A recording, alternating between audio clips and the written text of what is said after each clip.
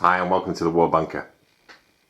Not really an unboxing, but today is the first part of a project that we'll talk you through. We're really getting into Halo Fleet Battles at the minute, and the kit you get with it is really great.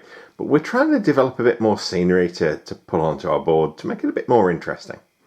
And so I've picked up this box. It's a toy. Yes, it's a toy. It's just a toy, and it basically creates a space station. You can see it here. Toys they're alright, but what I'm going to do is I'm going to assemble this, glue it together so it doesn't keep falling apart, and then spray it. As you might have seen from some of our videos. Typically toys that they're released with like this kind of plastic finish, which doesn't look like models, but there's plenty of detailing on them. And if what you do is you use like an enamel spray, which I'm going to do once I've assembled it, and then paint onto it, you can bring out some of the details really quite nicely. You might, for instance, remember this from the Space Dwarves.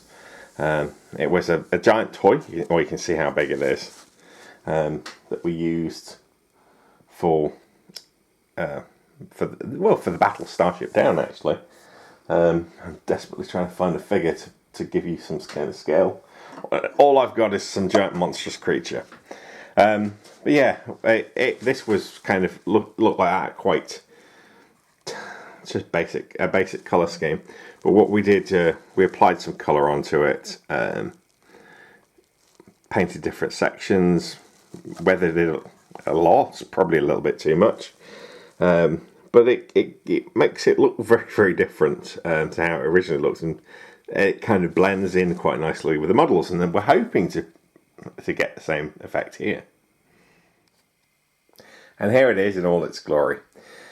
We used this as a piece of scenery for our Halo Fleet Battles demo game that we ran last week at a convention.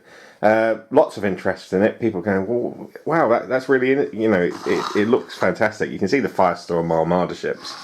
For comparison, it's a giant space station. We just used it as impassable terrain, basically, that we had to fight around. It looks really good. By basically putting coat of paint on and a wash and then dry brushing, you really bring out a lot of detail. I mean, if you look here, oh, that's nice, and you can see quite a lot of details here and here that weren't really very visible in the original model as it was painted. It uses kind of an injection paint. Again, the solar panels there.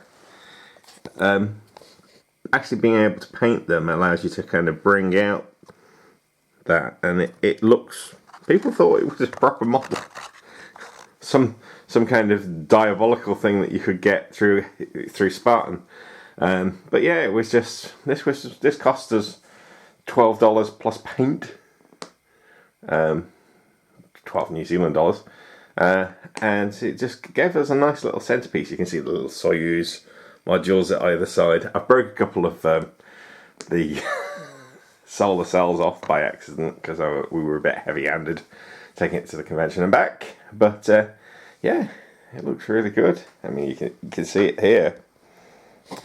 With our fleet approaching it, it's a nice, good-sized space station. Excellent kind of cheap way to get some good terrain for your Halo Fleet Battles.